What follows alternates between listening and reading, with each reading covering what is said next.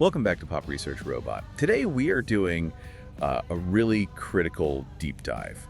We're looking into something that often gets dismissed, maybe as a bit soft. Right, like it's just community spirit or something. Exactly. Yeah. But it turns out it's maybe the absolute cornerstone of survival, especially when disasters hit. We're talking about these hidden connections, this invisible infrastructure. And this whole deep dive is grounded in a really significant piece of Australian research. It's called Creating a Social Capital Plus Social Infrastructure Measurement Framework. Yeah. Building a Connected and Resilient Australia by Measuring Our Invisible Infrastructure. That title's a mouthful, but it says it all, doesn't it? It really does. This work, it's trying to fundamentally shift how we think about preparing for disasters. Yeah. Moving beyond just, concrete and steel. Towards people. Towards human connection, yeah. Now, before we really unpack this framework, and it's quite dense, but incredibly fascinating. Yeah. We absolutely have to acknowledge the main people behind it. Definitely. The principal authors driving this are Renae Hanvin, Professor Daniel Aldrich, and Vianne Reyes. And they've been working together on this, championing social capital and Australian disaster resilience since 2019, right? Their collaboration is really the foundation here. Absolutely. It's built on years of work.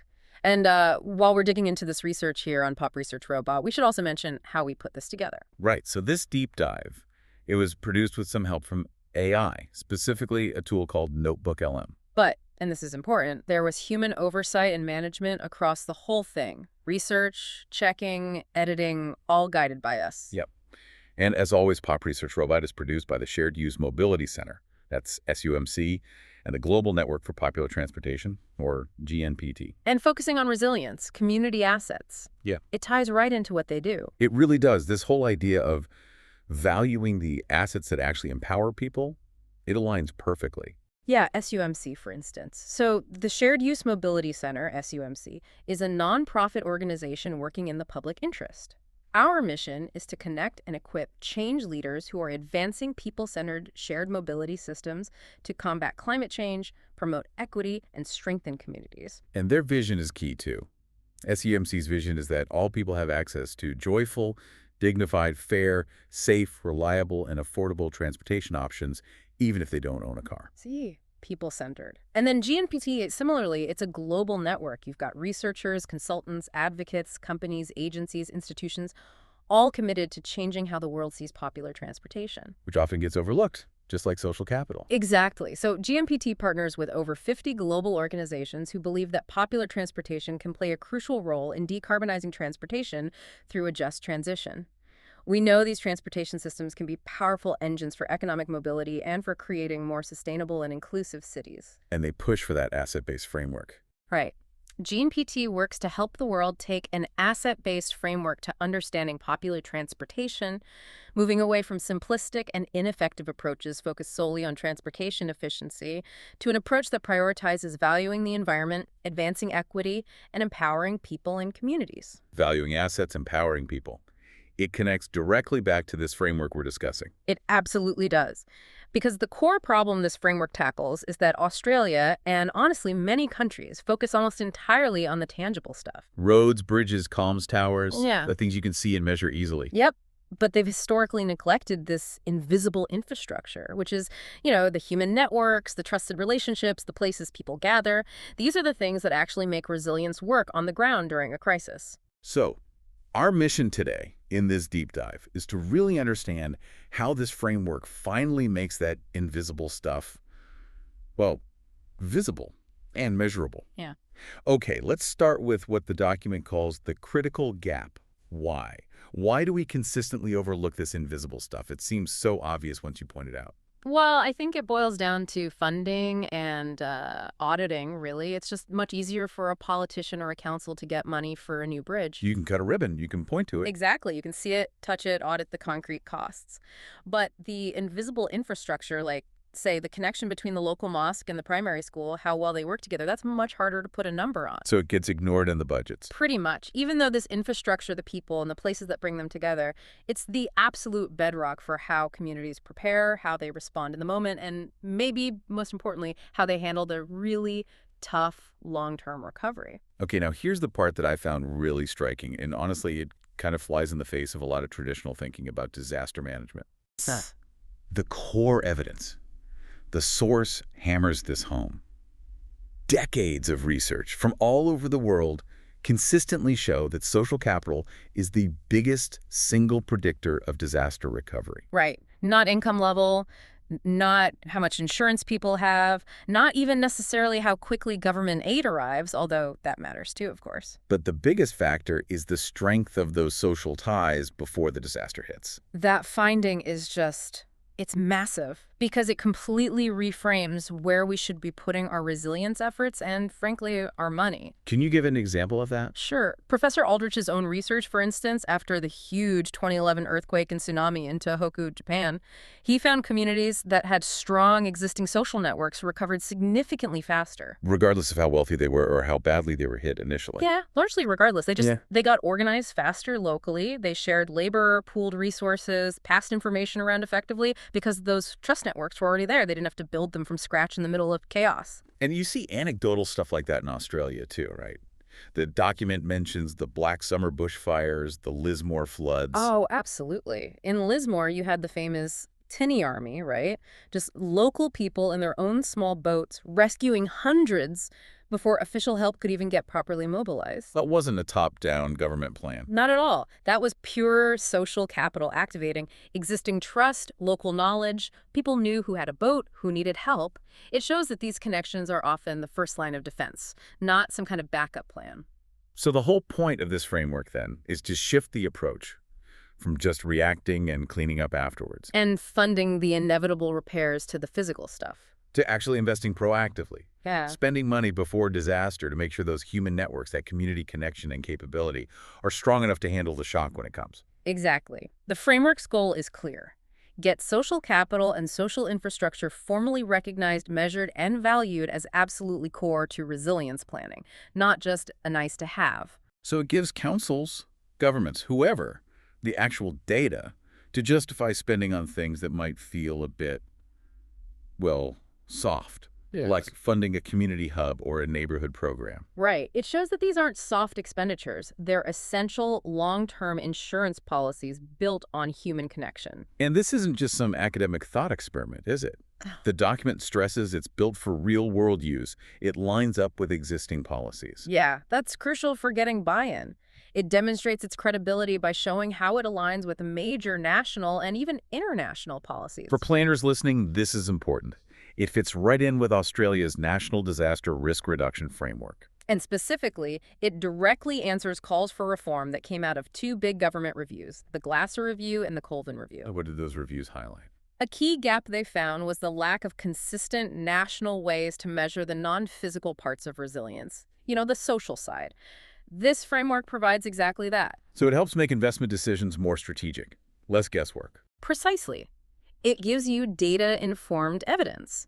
You can prioritize communities not just based on their physical risk, like being in a flood zone, but also on their social readiness, their level of connection. And it connects globally, too. Yep. The document explicitly links it to the UN's Sendai framework for disaster risk reduction. It actually supports all 4 of Sendai's priorities. How so? Well, by mapping community connections and vulnerabilities, it directly helps with priority 1, which is understanding disaster risk, and priority 3, investing in disaster risk reduction for resilience. Okay. And because the data it provides is super localized, down to the neighborhood level, it really enables that place-based approach that supports priorities 2 and 4, strengthening governance and enhancing preparedness. It basically gives communities the tools to see their own strengths and weaknesses and track progress. Exactly. It's a mechanism to kind of democratize resilience planning, moving some of the ownership and capability down to the local level. Okay, let's get a bit more granular now. We keep saying social capital, but it sounds abstract. If it's the key, how did Professor Aldrich and the team actually break down something like trust or connection into things you can, measure? That's the core challenge, right? The definition they use is pretty precise. Social capital is about the connections, the level of trust, and the cooperation between people. It exists in our relationships. So it's who you know. Who you know, who you trust, and crucially, how well you can all act together when you need to, like in a crisis. The framework measures this by looking at the strength and type of social ties people have. And they break it down into 3 main types of ties. I thought this was really insightful, moving beyond just a general idea of community. Yeah, this model, based heavily on Professor Aldrich's work, is super useful. Let's start with the first type, bonding ties. Bonding. Okay, what are those? Bonding ties are sort of inward-looking. They connect people who are similar to each other. Think close family, your most trusted neighbors, people from the same cultural group or church. Your immediate circle? Exactly. In a crisis, these are the people who provide that immediate mutual aid, like the neighbor who brings over food or watches your kids. And also, really strong emotional support. They're vital for just getting through the initial shock. They keep that close circle functioning. Okay, so that's bonding. Then you move outwards to bridging ties. Right. Bridging ties are outward-looking. They connect people who are different from each other. Different backgrounds, different income levels, maybe different professions. Can you give an example? Sure.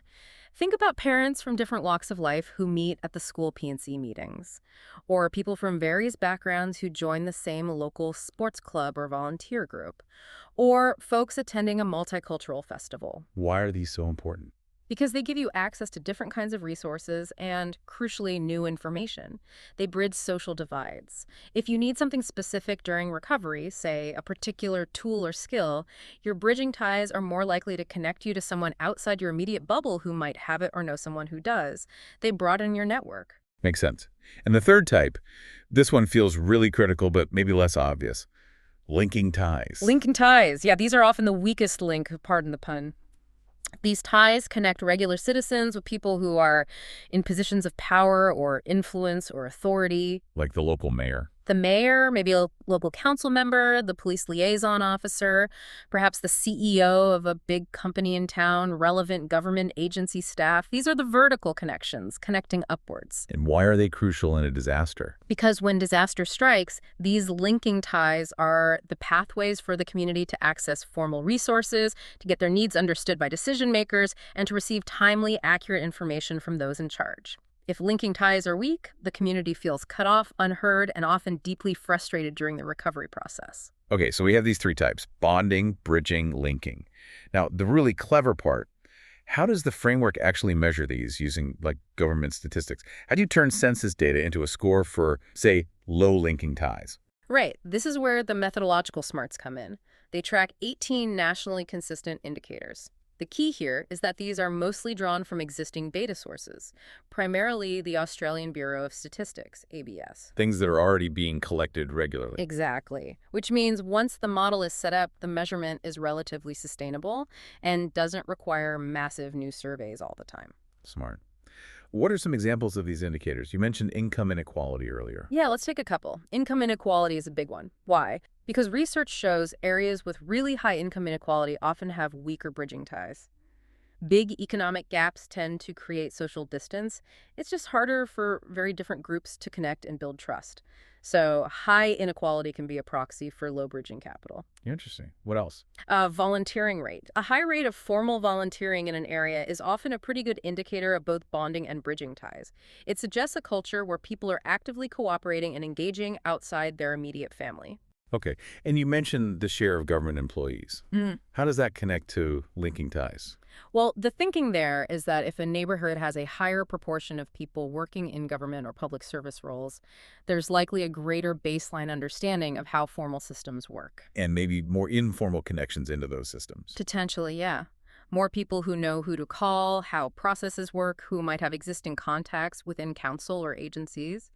Conversely, if that share is very low, the community might lack those informal conduits to power and information. It's a proxy, not perfect, but it tells you something about potential access. So they're using existing, sometimes non-social data points to infer the strength of this invisible social architecture. That's the idea, using clever proxies to make the invisible measurable. And the level of detail here is incredible. It's not just for the whole city or region. They're doing this at the neighborhood level, right? Statistical Area 1 or SA1. Yes, SA1, that's tiny. We're talking like 200 to 800 people, a few city blocks, maybe a small rural locality. Why go so small? Why not just use, say, postcode level? Because trust and connection are hyper-local things. Think about who you actually rely on day to day or in an emergency. It's usually people on your street or very nearby. If you aggregate data up too high to a whole suburb or council area, You lose the important variations within it. exactly. You could have one very wealthy, well-connected pocket masking another area right next door that's incredibly isolated.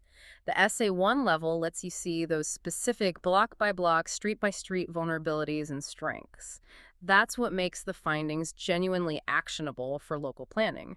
Resilience gaps often exist right around the corner, not just across town. And then all this detailed, localized data gets presented visually. Yeah, through an online mapping tool they developed called Sociably, it displays the results for each SA1 on a simple spectrum, from very low social capital up to very high. So anyone, even someone without a statistics background, like a community pleader, can look at the map and instantly see, okay, our neighborhood looks strong on bonding ties, but we really need to work on bridging connections. Precisely. It takes all that complex data and makes the invisible visible. And that's the absolutely essential first step if you want to do something proactive about it. All right, so we've got the human networks, the social capital mapped out. Now, let's talk about the other side of the coin. The physical places where these connections actually happen. The social infrastructure. Right. Social infrastructure is defined as those shared physical places and spaces that basically create regular opportunities for people to bump into each other, interact, build trust, and maybe work together just in the course of everyday life. So these are the venues where social capital, especially those really important bridging ties that connect different groups, can actually form and grow. Exactly. They provide the setting. And critically, during a crisis, these same places often morph into vital hubs, maybe informal evacuation points, places to get information, or distribution centers for supplies. And the definition they use is quite broad, isn't it? It's not just government buildings. The framework breaks it down into four main categories. Yeah, that's important.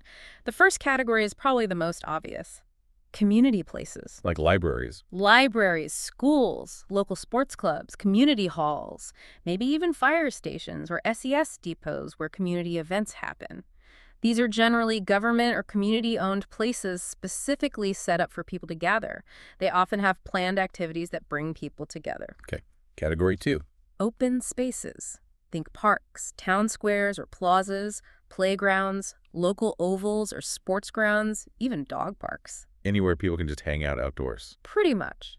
But the source notes they focus on local, easily accessible open spaces. Not vast national parks, but the neighborhood park where you see the same faces, where those casual, unplanned interactions happen that are so important for building familiarity and connection. Right. Now, the third category is really interesting. Social businesses. Yeah, I love this one. These are commercial businesses, privately owned, but they perform a vital social function. Like the local cafe? The cafe, the corner pub, maybe a local gym, the hairdresser, the general store in a small town.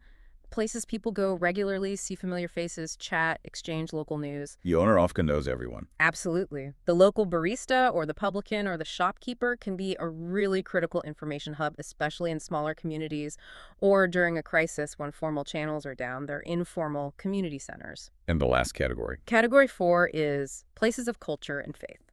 So churches, mosques, synagogues, temples, specific cultural centers, maybe important Aboriginal and Torres Strait Islander cultural sites. These provide more than just spiritual support, right? Definitely. They offer shared identity, strong mutual support networks, often very strong bonding ties, and they can be incredibly effective at mobilizing their members quickly in times of need. Okay, so we have these four types of places. How do they measure this infrastructure? Is it just counting them? It starts with counting, yes. Yeah. The first step is meticulously mapping the exact location of every single one of these sites across all four categories, again, down at that super local SA1 level. Finding every library, park, cafe, and church in every tiny neighborhood. Pretty much. Then, once they have the locations mapped, they calculate a density score for each SA1 neighborhood. Density score, what's that? It's basically the number of social infrastructure sites per 100 people living in that SA1. So it gives you a standardized measure of how many opportunities to connect exist locally. Is this neighborhood rich with places to gather, or is it effectively a social desert with very few shared spaces? Okay, so you get a map showing which neighborhoods have lots of places and which have few. Yeah. But how does that prove investing in, say, a park actually builds trust? That seems like the crucial link. Ah, yes. This is the really clever part, the step that turns this from just a map into a powerful policy tool.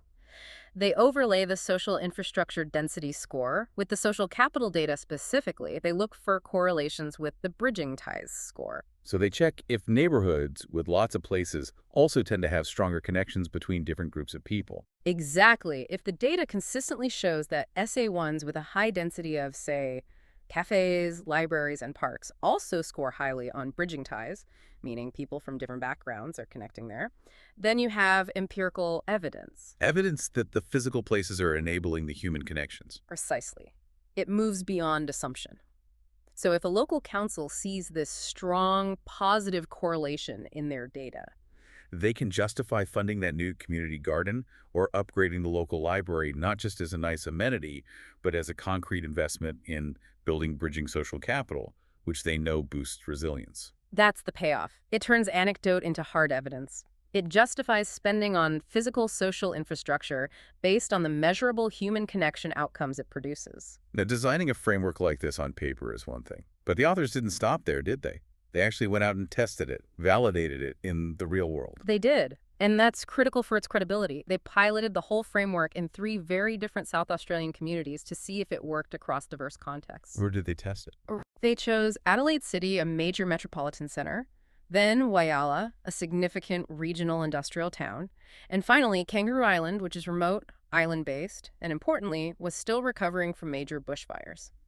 So 3 really different settings. And how did they check if the scores the framework produced were actually, real? They did it in 2 main ways. First, internal statistical checks, things like Cronbach's alpha, to make sure the different indicators within each measure, like bonding ties, were consistent and hanging together properly. Okay, the technical stuff. Right. But arguably more important was the external validation, the ground truthing. They went out and did extensive surveys with residents in these communities, over 500 coded responses in total. Asking people about their actual connections and experiences. Exactly. To check if the statistical scores the framework generated for social capital actually matched people's lived experience of connection, trust, and participation in their neighborhoods. Did the high bonding score feel right to the people living there? That's crucial. So let's dive into what they found. Starting with the big city environment, Adelaide City. What jumped out there? Adelaide was interesting. It generally showed medium levels of bonding ties, so people had their close friends and family. But the real story was in bridging ties. Most neighborhoods, especially in the inner areas, actually fell into the low range for bridging ties. Low connection between different groups. Why would that be the case in a busy city? Well, the researchers suggested it might reflect the nature of inner city populations. You often have high foot traffic, lots of transient populations, think international students, people renting short-term, maybe FIFO workers. People who have their own networks but maybe don't put down deep roots or connect widely across the broader community. Potentially, yeah. They maintain strong bonds with people similar to themselves, but maybe lack the time, opportunity, or incentive to build those broader bridging connections across different groups. And that's a major vulnerability for resilience, right? Yeah. If different groups aren't connected before a crisis. Sharing information, coordinating help, accessing diverse resources becomes much harder during and after. Absolutely. What else did Adelaide show? Linking ties the connections to authority varied a lot, from very low in some areas to high in others. But one really significant finding, especially in the central business district, was the importance of social businesses. The cafes, pubs, shops. Yes. The data suggested these were crucial places for fostering the bridging connections that did exist in the CBD. They were the main hubs where different people actually interacted. So the policy implication there is? Well, if councils or city planners just see these cafes and shops purely as private businesses, they're missing their vital role as social infrastructure. The finding suggests maybe policies should actively support these informal hubs, perhaps through friendlier zoning, small grants, or just recognizing their community value, especially in dense urban areas where dedicated community centers might be scarce. Okay, interesting. Now let's shift gears to Whyalla, a regional center, different dynamics. What did the framework reveal there? Whyalla presented a different picture. Like Adelaide, it showed sort of medium bonding ties, that sense of community you often find in regional towns where people have deeper roots. But the weakness was somewhere else. Yes. The big gap identified in Whyalla was in linking ties.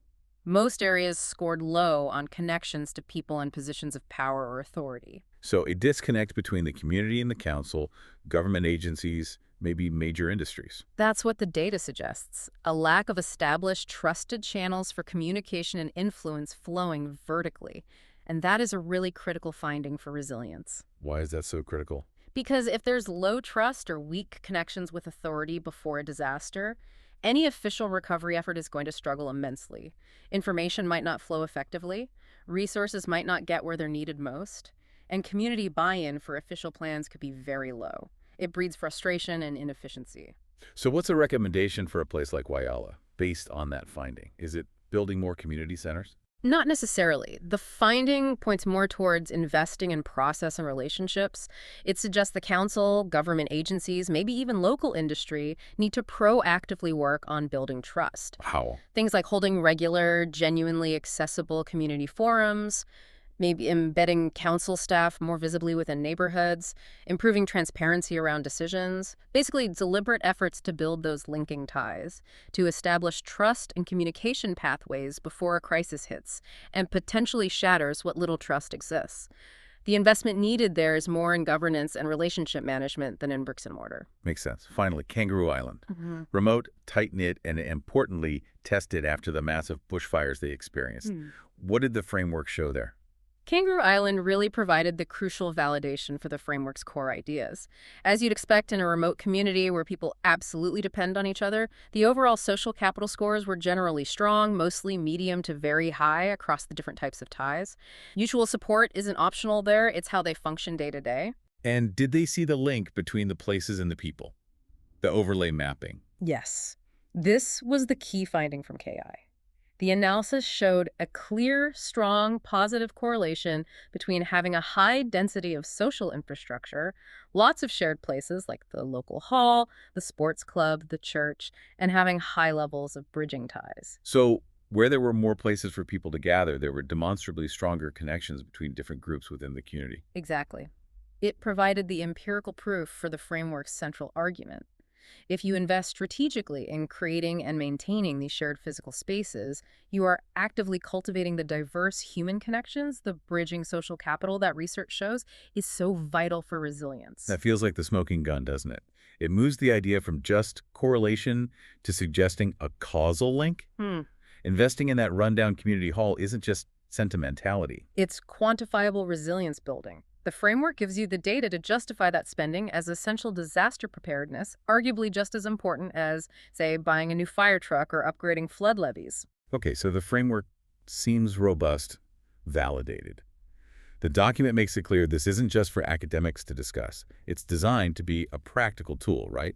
Scalable, accessible. Absolutely. They emphasize it's for a really broad audience, local governments, obviously, but also regional councils, businesses, community organizations, not-for-profits, funding bodies, even just interested community members themselves. And it outlines 3 main ways people can actually use this framework strategically. What's the first one? The first is pretty straightforward, just measurement. Using the framework and the socioply tool to get a baseline understanding of social capital and infrastructure in an area, and then track how it changes over time. So you can see if things are getting better or worse. Exactly. Or you could assess the actual impact of specific programs. Say a council runs a 5-year initiative aimed at reducing social isolation among seniors.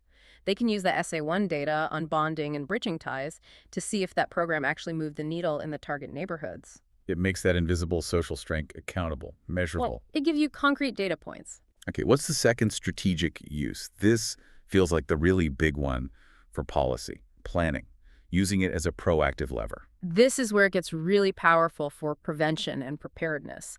Governments and funders can use the data to move beyond just reacting or funding based on intuition towards truly data-driven investment. How so?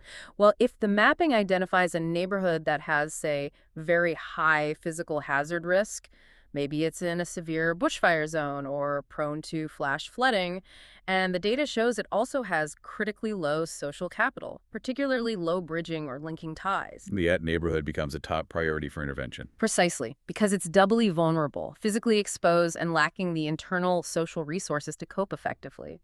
So the planning response shouldn't just be about, say, improving building codes or putting in drainage. It should also involve targeted investment to build those missing social connections. Like funding a dedicated community engagement officer for that area. or supporting initiatives that bring different groups together. Exactly. Maybe funding programs in the local school that connect parents, or supporting that local cafe identified as a key social hub.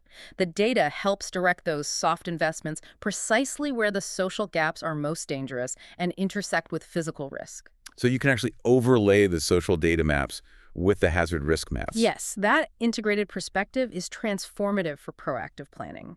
It allows decision makers to see the full picture of vulnerability, the physical and the social, and prioritize resources much more effectively before anything bad happens. And as Professor Aldrich always emphasizes, You can't just suddenly surge trust or build strong networks when the disaster hits. That capacity, that social capital, has to be built steadily, day by day, during normal times, so it's there and ready to be activated instantly when the shock occurs. This framework helps you plan how and where to build it. okay, measurement, planning. What's the third main application? Communication. This is about changing the narrative around resilience. How does the framework help with that? It gives stakeholders, community groups, councils, whoever, the evidence and the language to talk about the importance of social connection in a compelling, data-backed way. So when they go asking for funding, They're no longer just asking for money for community building because it feels nice. They can point to the sociably map and say, look, this data shows our neighborhood has critically low bridging ties. Investing in this library outreach program or this shared garden isn't just a social good. It's a measurable investment in disaster preparedness, proven to strengthen the connections we'll need when the next flood comes. it gives them hard evidence to make the case for investing in soft infrastructure. Exactly. It helps communicate the tangible value of intangible assets. Now, just before we wrap up this section, it's probably worth clarifying what the framework doesn't cover, just to manage expectations. Good point. The authors are clear about the scope. It is laser focused on the social foundations of resilience, the connections, and the places. It is explicitly not designed to measure things like clinical health outcomes or mental health services. Even though strong social connection obviously supports mental health. Of course, but that's a different measurement task. This framework sticks to the social capital and infrastructure itself. It also generally excludes big gray physical infrastructure, like major highways or large hospitals, unless a part of that facility primarily functions to enable local connection, maybe like a plaza outside a train station that acts as a community gathering spot. And what about the digital world? So much connection happens online now. That's acknowledged as really important, but it's currently outside the scope of this specific framework. The focus here is firmly on the physical, place-based interactions and connections. Why that focus? Because the evidence they draw on strongly indicates that face-to-face interaction happening in shared physical spaces is still the most potent way to build the deep trust and reciprocity needed for mutual aid in really extreme crisis situations. Digital connection is vital too, and the authors see it as a complementary area for future research. But this first iteration deliberately grounds itself in the measurable physical world where that fundamental trust is often forged. Hashtag Outriswashen. Wow. Okay, so this deep dive into the architecture of community strength, it really hammers home a profound point, doesn't it? The infrastructure that matters most might actually be the stuff we can't easily see. That's the core message. And the real genius of this framework, developed by Hanvin, Aldrich, and Reyes, is that it finds a way to make those invisible threads of trust and connection visible, measurable, right down to the tiny SA1 neighborhood level. Yeah, that granularity is key. And that gives policymakers, community leaders, everyone the actual tools they need to stop just reacting and start investing proactively in the human connections that truly keep people safe and help them recover. And it underlines that resilience isn't some special activity you do just before a predicted storm. It's built or eroded every single day. It starts where? It starts, as the framework shows, not in some government office building miles away, but right there in your local park, the neighborhood cafe, the community hall, the places where diverse people have the chance to meet and build understanding routinely. So here's a final thought, maybe a provocation for everyone listening. If this framework is right, if social capital really is the biggest predictor of recovery, maybe even more than money or rapid government response, what does that really demand of us? Yeah, what does it demand we perhaps stop funding? What traditional physical asset, what potentially slow or less effective formal system could we maybe scale back in order to redirect those precious resources into deliberately strengthening this vital, invisible infrastructure in every single neighborhood? That's a tough question for policymakers, but maybe also for us as individuals in our own communities.